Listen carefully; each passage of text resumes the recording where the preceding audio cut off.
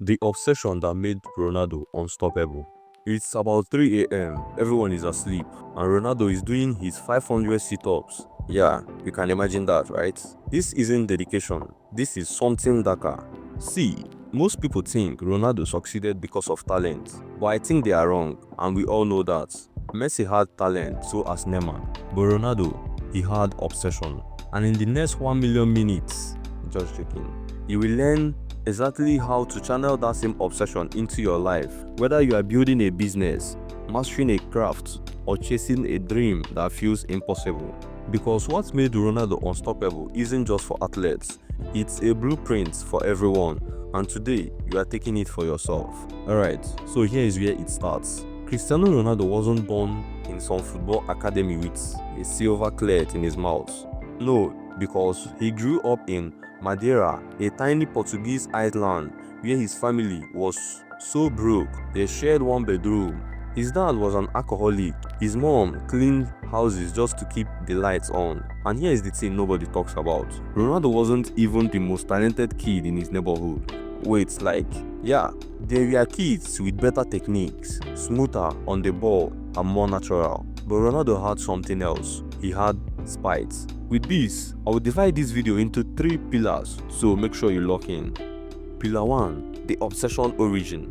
When he was 12, Sporting Lisbon signed him. It was a big deal, right?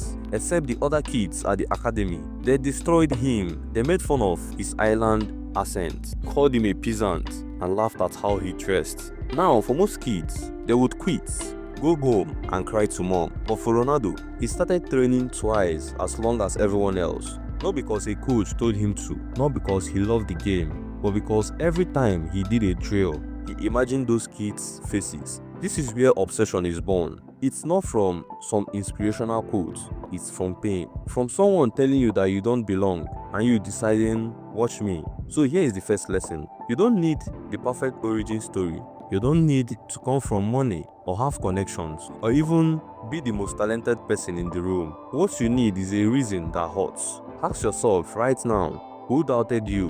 What moment made you feel small and what do you want to prove? Because that point, that's your fuel. Ronaldo didn't run from pain, he ran on it. And that made all the differences. But here is where things get interesting. Because having fuel is one thing, turning it into a system, that's where most people fail. Let me show you what Ronaldo did differently.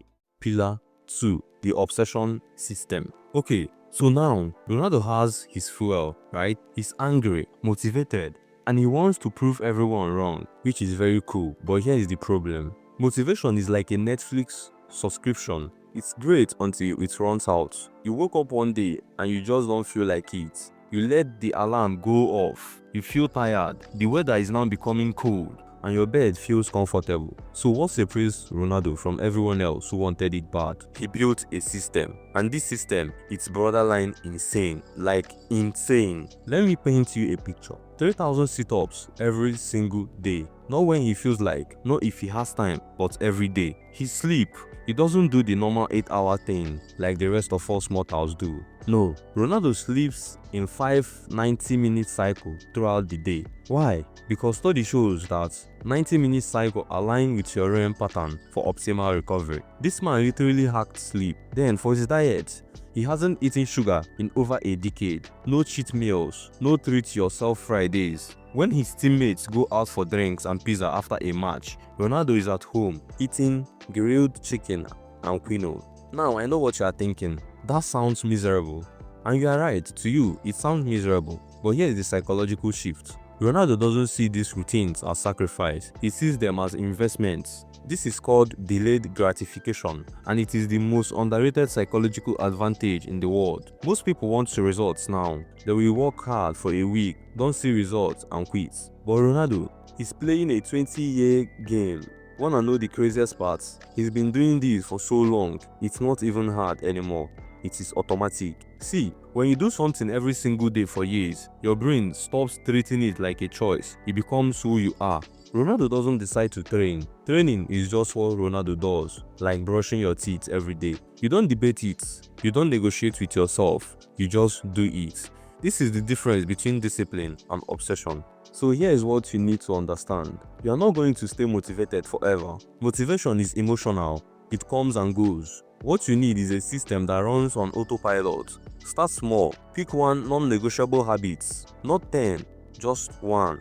For Ronaldo, he started with extra training after practice. For you, it might be just writing 500 words every morning, going to the gym at 6 a.m., no exceptions, cold calling 20 clients daily, or coding for 2 hours before work. Whatever it is, make your choice. Do it every day. No, I will start Monday. No, I am too tired today. And no negotiations. Because here is the secret. Obsession isn't built in one massive effort.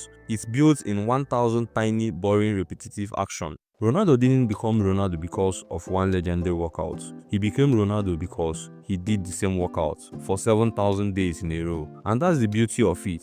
You don't need to be special. You just need to be relentless. But here is where it gets even deeper, because routine and systems, that's the body of obsession. But what about the mind? How does Ronaldo stay this hungry after winning everything? That is where we are diving into. Pillar 3. The obsession mindset. Alright, here is the final piece of the puzzle. By now, Ronaldo has everything, like 5 Ballon d'Ors, 5 Champions League, and over $1 billion. Like, man, God, when? He's proving everyone wrong. He's at the top. So why is he still obsessed? Why does a 40-year-old train harder than guys half his age? The answer is in his mind. And this is where most people fail. Success is dangerous because once you get it, you relax. You think, I made it, I can now ease up. And that's when you lose. Let's talk about Messi for a second. Ronaldo and Messi have been compared for 15 years. And most people think that rivalry made Ronaldo bitter. Wrong, it made him better. See, Ronaldo didn't view Messi as an enemy. He viewed him as a standard. Every time Messi won something, Ronaldo asked himself, what do I need to do to match that? It wasn't jealousy, it was fuel. And here is the mindset shift. He never celebrated for long. Win the Champions League, cool. Win the Ballon d'Or, great. What's next?